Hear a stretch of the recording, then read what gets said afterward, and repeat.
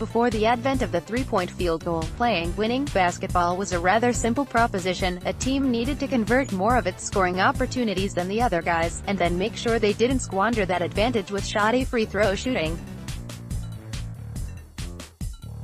But nowadays, with the impact of that added stripe to the court, a team may well out-convert the opposition, yet wind up losing on the scoreboard. Take Boston's November 1 TD Garden party with the Milwaukee Bucks as an example. On the strength of a 30-13 edge in free throw attempts, the visitors were successful on 53 of their 100 possessions, while the C's registered but 47 conversions.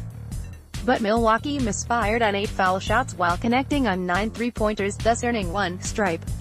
The Stevens gang, on the other hand, missed only 2 FTs while draining 24 out of a whopping 55 attempts, threes, good for 22 stripes, and a 4-point Celtic victory.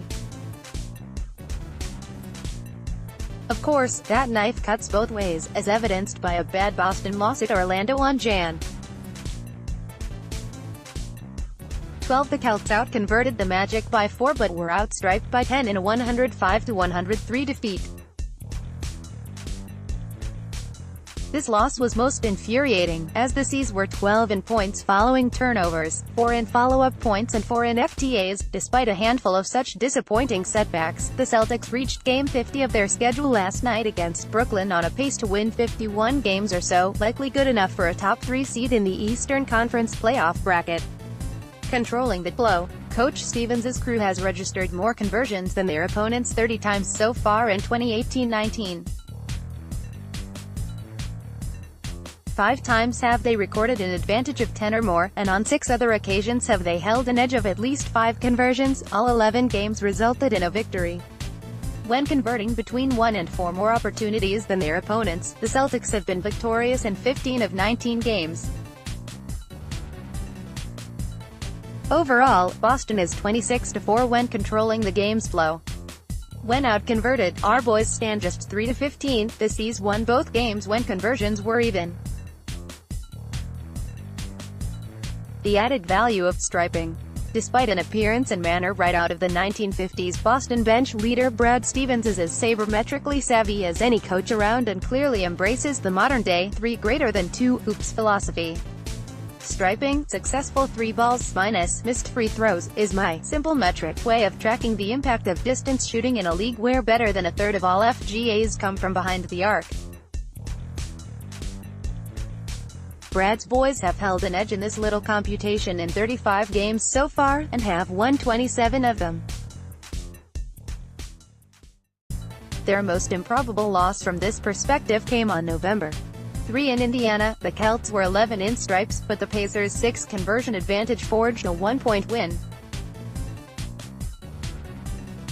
On the season, Boston is 0-9 when the opposition outstripes them by at least 4.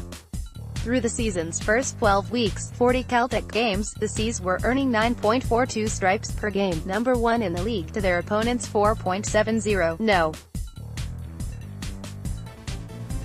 8. Their 4.72 per game differential ranks no. to Houston's 5.60. Worthy of notice, Houston's usage rate, 3 par of .504 compared to Boston's .401. The half-season's top 5 in striping differential were rounded out by Golden State 2.86, Toronto 2.10, and Brooklyn 2.00. Analysis paralysis. While the raw numbers needed to compute striping are easily obtainable, the computation of possessions and conversions is the result of complicated formulas, and are thus merely estimates as opposed to an actual tally. In the matter of conversions, for example, there's no way of knowing how many converted possessions are represented by, say, 17 FTAs, other than by scanning the play-by-play, which gets tedious, trust me. Thus, I try to use the available data to compute empty possession. For instance, take a team's missed FGAs, subtract its offensive rebounds, then add its turnovers, compute the same data for the team's opponents. Finally, divide by the number of games to get per-game totals, which can then be ranked. By that math, and again through 12 weeks, Boston records 2.30 fewer empty possessions per game than does its opponents. That placed them number 6 in the NBA. The top 5, Milwaukee, -4.28, Indiana, -3.20, Oklahoma City, -2.95, San Antonio, -2.48, and Toronto, -2.42.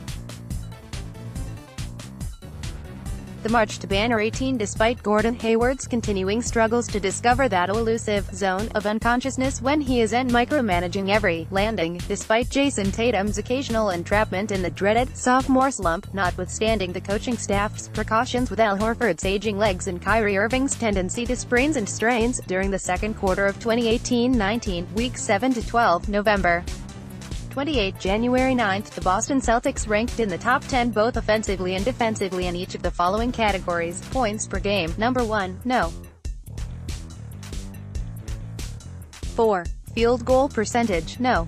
3. Number 5, 3FG percentage, number 4. Number 5, turnover percentage, no. 6. Number 6, flow, number 6. Number 9, striping, number 1, no. 8. Maybe the most mind-boggling component to this 6-week stretch when the Celtics went 14-5 is that their opponents attempted 5.95 more free throws per game, second worst differential in the league. Abacus revelation for the road by the numbers. The C's most glaring area of concern is the matter of follow-up points. While the offensive reboundings totals themselves, through 14 weeks, 48 games, this time, don't appear alarming, including significant team rebounds, opponents hold a 525-502 advantage, the other guys have produced 614 FU points to Boston's 502.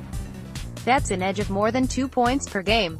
Abacus reveals January 29, 2019 1 hour 57 minutes and 0 seconds PM tweet edit, ________ next post.